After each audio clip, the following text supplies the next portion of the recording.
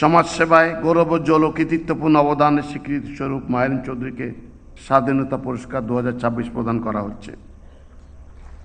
পুরস্কার গ্রহণ করার জন্য তার স্বামী জনাব মোহাম্মদ মনসুর হেলালকে অনুরোধ করছি।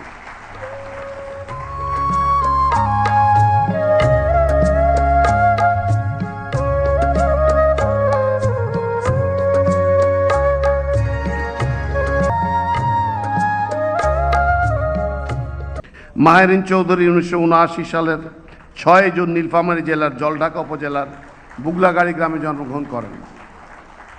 তিনি মানারত ইন্টারন্যাশনাল ইউনিভার্সিটি থেকে স্নাতকোত্তর ডিগ্রি অর্জন করেন। 2007 সালের 11 জুন তিনি মাইলস্টোন স্কুল অ্যান্ড কলেজে শিক্ষক হিসেবে যোগদান করেন।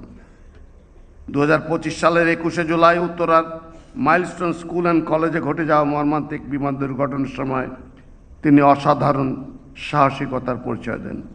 নিজের জীবনে ঝুঁকি নিয়ে তিনি অগ্নিদগ্ধ শিক্ষার্থীদের উদ্ধার করার চেষ্টা করেন এবং 20 জনেরও বেশি শিশুর জীবন রক্ষা করতে গিয়ে শেষ পর্যন্ত নিজেই অগ্নিদগ্ধ হয়ে প্রাণ হারান।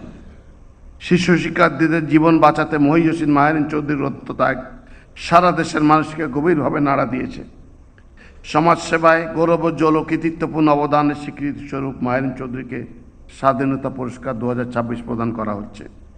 Spanish digital print tiles, ATI tiles, এক টাইলসে জীবন পার।